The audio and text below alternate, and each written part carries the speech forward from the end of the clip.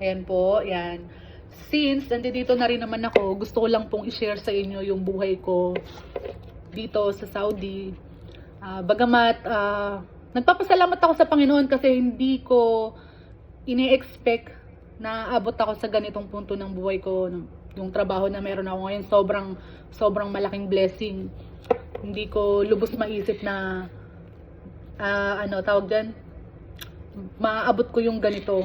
So, alam ko parang pinag-pray ko kasi dati yan nung one time na nagpunta kami sa Prayer Mountain, youth pa ako nun, pinag-pray ko yan kay Lord na gusto ko kapag magkakatrabaho ako, gusto ko magkatrabaho ako na marami akong, parang, maano ko ba yung family ko, parang ganun, support ko silang lahat. So, ito nga ito yung binigay sa akin ni Lord na trabaho, sobrang thankful ako. Pero dito sa trabaho na to, sobrang blessing siya sa akin. At the same time, parang ginagamit siya ni Lord para, tawag dyan, parang ngayon, actually, dumadaan ako meron ako emotional battle dahil sa trabaho ko. Yung trabaho ko kasi, actually, hindi siya mahirap. Ang nagpapahirap sa trabaho namin is yung management namin. Ang management namin is mga European sila. And bilang European sila, mababa yung tingin nila sa mga Asian. Tapos, racist sila at the same time may mga favoritism. Pero favoritism na kahit saan ka man magpunta meron yan. Doon ako sa racist na parang nai-struggle. Since the beginning na nag-start ako dito sa trabahong to, lagi akong napag-iinitan ng manager namin. Hindi niya ako gusto personally kasi sinasabi niya lagi sa akin na Asian ka, Pilipino ka, wala kang alam. Parang ganun. Which is, nakapasok ako sa trabaho na to, syempre may experience ako, di ba? Pero ang tingin niya sa akin, sinabihan niya ako one time, stupid. Stupid daw ako. Wala akong alam sa housekeeping. Parang ganun. Kasi, siya, parang manager siya, alam niya lahat. So, okay, parang ko na yun na-overcome ko na yun dati nung bago pa lang ako. Tapos, hanggang sa nagta-travel na kami, medyo parang nalayo ako sa kanya kasi nung every time na magta-travel kami, hindi namin kasama ang manager namin. Ang mga nakakasama ko lang is mga workmates ko, saka mga team leaders namin. Eto na naman, nung pagbalik namin ng Riyadh last month, nag-umpisa na naman siya. Pinag-iinitan na naman niya ako. Ayaw niya nang nakikita ako. Actually, ayaw niya nang meron kaming grupo na, isang grupo, lalagi kaming masaya, nagtatawanan. One time, kumakain kami ng dinner, pinatawag niya kami sa office. Sabi niya, bakit daw kami nagtatawanan sa kantin? Sabi ko, we're just having fun kasi kumakain kami, parang nagkukwentuhan kami, di ba? Usually naman ganun, pag may pinagkukwentuhan kayo, nagtatawanan, ganyan. Sabi niya, hindi daw tama yung ginagawa namin. Dapat daw nagpo-focus daw kami sa trabaho. Ganun yung mga niya. Tapos, one time basta marami siyang sinasabi, hindi ko napapahabain. Basta ganun siya. Hindi siya happy kapag may mga grupo na masaya. Parang ganun ba. Sobrang kasi nun galit siya sa mundo, ganun siya. Tapos, one time, pinatawag niya ako sa opisina. Sabi niya, nung pumasok na ako, sabi niya sa akin, alam mo ba kung bakit kita pinatawag dito? Sabi niya ganun. Sabi ko, hindi. Sabi ko ganun. Sabi ko, bakit mo ako pinatawag? Kasi parang, wala akong maalala na ginawa ko against sa rules ng company. Parang ganun, para ipatawag mo ako. Sabi niya, pinatawag kita kasi yung pantalon ko daw, sobrang tight daw. Parang masyado ko daw ine-emphasize yung, yung booty ko, ganun. Sabi ko, how come? Sabi ko, itong uniform na to, finit ito ng personal nating tailor. Saka sabi ko, 1 year ko nang sinusuot tong pants na to, bakit hindi mo pa napansin dati? Saka sabi ko, kung tight lang ng pants yung pag-uusapan, mas tight ang pants niya kasi siya nag-skinny jeans. Ako, ang pants ko is, pencil cut diretso Dati hindi ako sumasagot sa kanya pero itong mga nakaraan, talagang pinaglalaban ko na yung kasi masyado niya akong, nape-pressure ako sa kanya, talagang mentally ako sa kanya, pressured ako sa kanya. So, sabi ko, anong problema sa pants ko? Kasi ako parang wala akong nakikitang problema.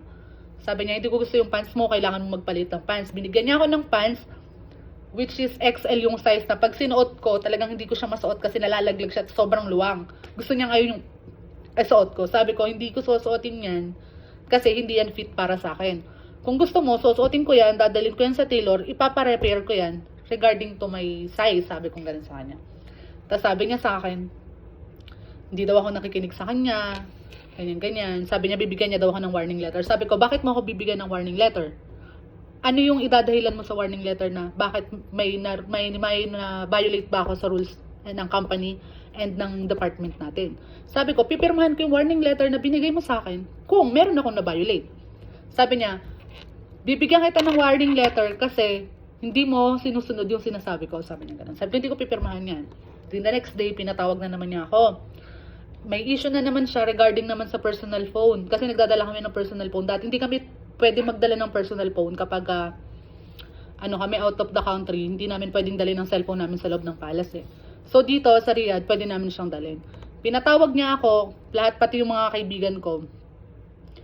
Bakit daw namin dala yung personal phone namin? Sabi ko, inaalaw yun dito kasi. So, ginagamit namin yung personal phone namin during break time para makapag-communicate ka ako sa family namin, ganyan, or sa friends. Sabi niya, hindi daw. I-stop daw yon. Rules niya daw yon. Sabi ko, okay, sige, kung rules mo yan, susundin namin, since manager ka namin, pero dapat may memo yan galing sa higher management. Parang ganon. Tapos, basta ganon, marami kaming issue, ganyan-ganyan. Tapos, itong nakaraan, nagkasakit kasi ako sa last na trip namin. Hindi niya ako pinayagan na magpahinga. Sabi ko, sobrang sick ako, hindi ako makatayo, sobrang hilo ako, ganyan, para ako may COVID. Sabi niya, hindi. Sabi niya, mukha daw akong malakas, pinagtrabaho niya ako. So, pumasok ako, siguro 2 hours pa lang ako nasa duty, nahimatay ako doon. Nung nahimatay ako, tinakbo nila ako sa emergency, ayun na hospital ako. Tapos kinausap niya ako, parang 4 days yata ako na hindi nakapasok. Pagkapasok ko, kinausap niya ako. Sabi niya sa akin, ang galing ko daw magdrama. Magaling daw ako magdrama kasi parang kaya ko daw magdrama na meron akong sakit kahit wala naman. Sabi ko sa kanya, hindi ko kailangang magdrama. Unang-una, mahal ko yung trabaho ko, gusto ko yung ginagawa ko. Hindi ako magdadahilan para lang hindi ako makapasok. Sabi ko ganun sa kanya. Tapos sabi niya sa akin, alam mo ba na hindi kita gusto? Sabi niya ganun. Sabi ko, alam ko. Sabi ko sa kanya,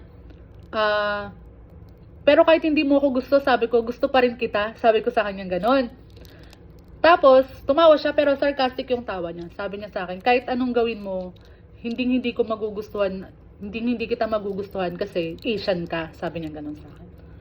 So, everyday, hindi naman everyday kasi, aminado ako, hindi na ako katulad ng dati na laging parang medyo yung ako personally, yung relationship ko kay Lord nandyan pa rin, pero yung parang yung sa prayer ko hindi na ako katulad ng dati. Aminado ako dun sa sobrang dami kong ginagawa, sobrang dami kong task sa isang araw. Nakakapag-pray na lang talaga ako bago matulog. Kasi ang dati ang prayer ko bago matulog, pagkagising ko pa bago ako pumasok sa trabaho. Ganun na ako dati.